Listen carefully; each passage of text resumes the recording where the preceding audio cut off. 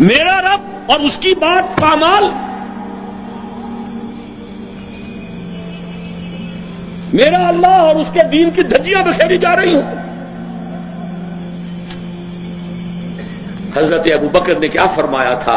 ایبدل الدین وانا حی، میرے ہوتے ہوئے ابھی میں زندہ ہوں اور دین میں کوئی تغیر و تبدل آ جائے گا۔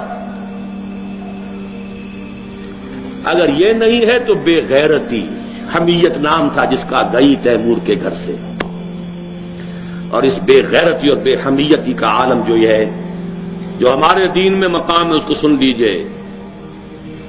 اوحى اللہ عز وجل الى جبرائیل علیہ الصلوۃ والسلام ان اقلب مدینۃ کذا وکذا باہلھا، اللہ نے وحی کی حضرت جبرائیل کو علیہ الصلوۃ والسلام، فلاں فلاں بستیوں کو الٹ دو،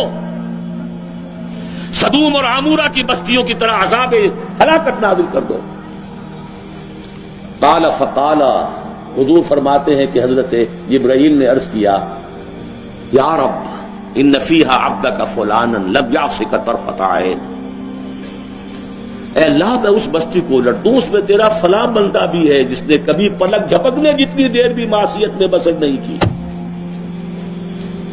کسی کے ذاتی تقویٰ کے کیا انتہا ہے، ذاتی نیکی کا کیا عالم ہے، کسی کے زہد کی کیا سطح ہے، ذرا غور کیجئے۔ گواہی دینے والے جبرائیل ہیں، کوئی کرائے کے وکیل نہیں ہے اور کوئی پولیس کے ٹاؤٹ نہیں ہے۔ لم یعصک طرفۃ عین،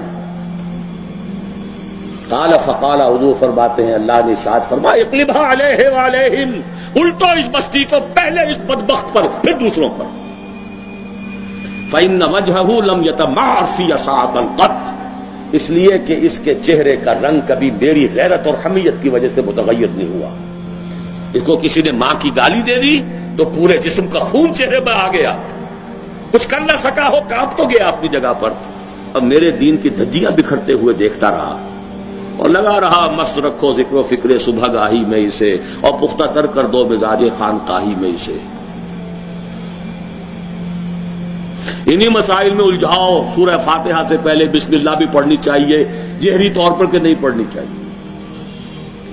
1.5 گھنٹے کی تقریر سننے کے بعد اصل مسئلہ یہ اٹھا، بیڑا یوں ہی تو غرق نہیں ہو گیا ہے۔ جس نے کہا تھا کیا اسے معلوم نہیں اختلافی مسئلہ ہے؟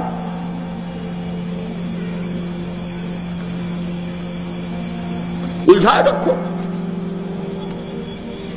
ہے یہی بہتر الہیات میں الجھا رہے، یہ کتاب اللہ کی تعویلات میں الجھا رہے۔ چوتھی چیز، اگر یہ ایمان باللہ حقیقی پیدا ہو جائے گا تو توکل صرف اللہ پر، اسباب پر نہیں، وسائل پر نہیں۔ تفویض الامر الی اللہ، وافوض امری الی اللہ ان اللہ بصیر بالعباد، اور راضی برضائے رب۔ اے اللہ میں نے اپنی جان کھپا دی، ابھی تیری مشیت میں نہیں ہے کوئی نتیجہ نکلنا، میں راضی ہوں۔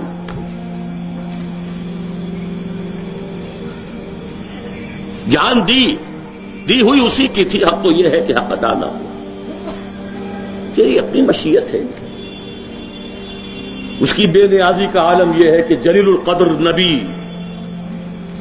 اللہ اکبر، حضرت یحییٰ علیہ الصلوۃ والسلام، وآتیناہ الحکم صبیا وحنانا من لدنا وکان تقیا، اور ایک رقاصہ کی فرمائش پر گردن اڑا کر تشت میں رکھ کر سر پیش کر دیا، نہ آسمان پھٹا نہ زمین شق ہوئی۔